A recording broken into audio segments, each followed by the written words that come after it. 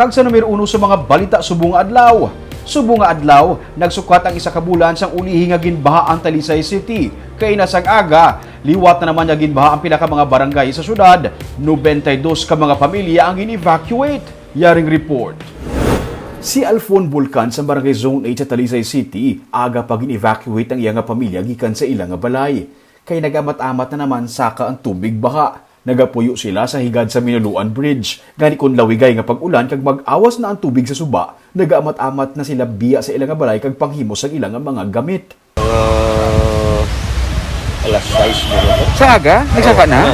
Tinag-evacuate na ka mo, sir? Oo, Kay na, nagadalo do ang tubig sa suba. Gani wala sila ani nagpinauli sa ilang nga mga balay kay delikado pa. Sa parkingan sang salakyan sang isa ka pamilya sila nag-evacuate, bangod yari ini sinataasan nga bahin sang ilang nga lugar. 30 ka mga pamilya ang nag-evacuate. Suno kay Sheila Mihitsanova, nagsukat na ang isa ka bulan sang ulihi nga pagbaha sa ilang nga lugar subong nga adlaw. Enero 8, tuman man kuno kadako sang tubig baha diri. Bali sang Matsari. Kasi ang January 8, nagbaha naman sa isa ka bulan lang sukat. Ay, God. Sang last naman sitwasyon nyo ito, isang... January 8. Anong... Mas taas gitu ya? Subong ya? Okay man lang, sir. Pero kasulod sa mga balay niyong tubig? Oo, kasulod di John, di Japan. Kaupod man nila nga nag-evacuate si Asel Ubingke. Enero 22 napatay ang amay ni Asel matapos mag-ubog sa baha nga may pilas. Na-infect ang iya nga pilas sang mahigko nga tubig.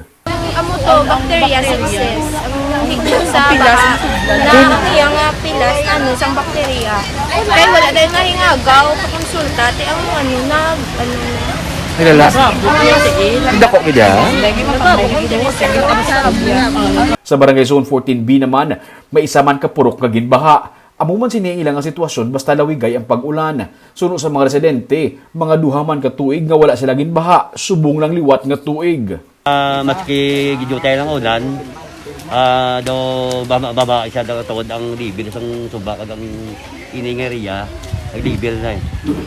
So mga gidutay nga baha, madalo do ang suba, masulod di baha. Sa Barangay Dos Hermanas, 62 ka mga pamilya ang gin-evacuate. Humalin sa kagabi, mabunog ang ulan tubtub sang aga. Ining rason kun nga nag-awas ang tubig sa suba kag nagsulod sa mga pamalay. Kaina, may mga rescuers ng taga DSSD nga nagalibot para maghatag sa bulig sa mga ginbahaan. Sandig sa records ng Talisay City PIO, 92 tanan ka mga pamilya o kon 285 ka individual ang nag-evacuate bangod sa baha.